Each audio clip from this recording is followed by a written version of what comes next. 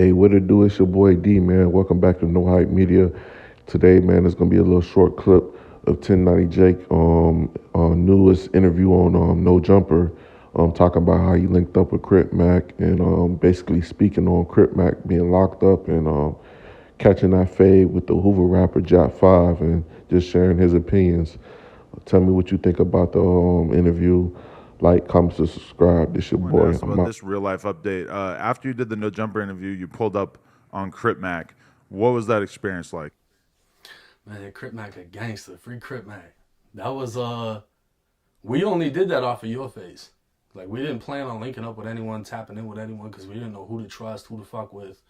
And we spoke on him in the interview, and you were like, would you want me to link y'all up, whatever, whatever. You got us in the group chat. I'm like, what's up? I'm out here. It ain't nothing to pull up and pop a bottle.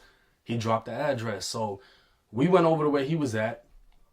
We didn't know what to expect. This is going to be like Crip Land, because we're moving around in two different, I think we had two Escalades. Ain't nothing. We just all black with red rags. And we pulled over to where he was, and it's in like an alley.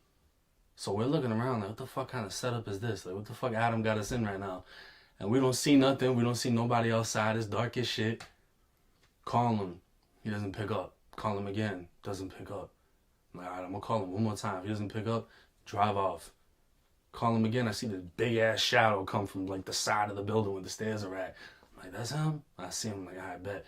I get out.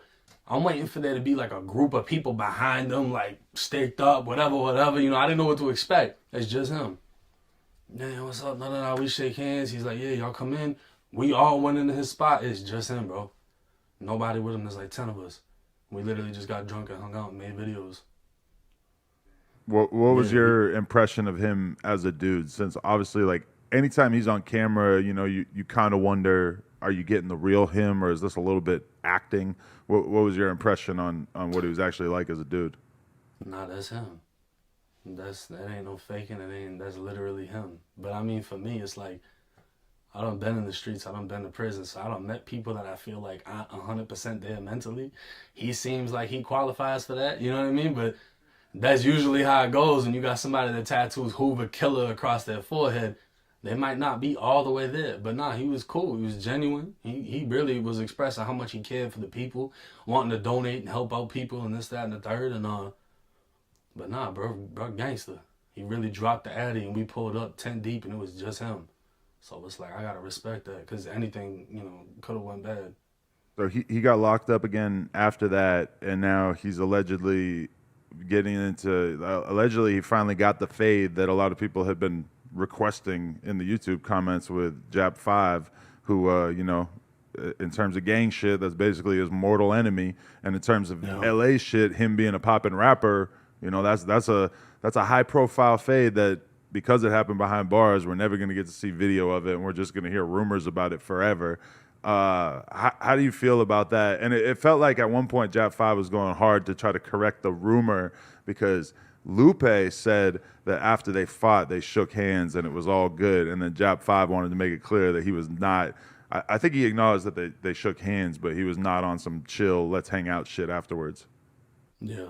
I mean, I've actually listened to Jap 5 music and he got some shit. So I feel like if he was out right now, he'd be taking off. But I'm kind of glad it went how it went. Unfortunately, they both locked up. But I think that when things happen behind closed doors, it's more respect, and it adds to the legend of what really went down. Because, in another example, AD and China Mac, shout out to both of them. They linked up, handled their business off camera. Nobody knows how it went, but it's a lot of respect for how they handled that. So with Crip Mac and Jap 5, if they really shook hands after, that's gangster. And that's usually how it goes, because once you're locked up, it's a different type of time. A lot of places you go to, beefing is different, because it's like, all right, are we really into it? Because, there's some spots there's no fighting. You just got to stab. So it's like, is it worth killing you over, or is this something we can just squash with hands, whatever? If they fought and they shook hands, that's what's up. But I don't expect them to be friends, or even with the politics behind that. He got Hoover Kill on his fucking forehead. Like, how would that look? You know what I mean? But if they handled that, respect to them.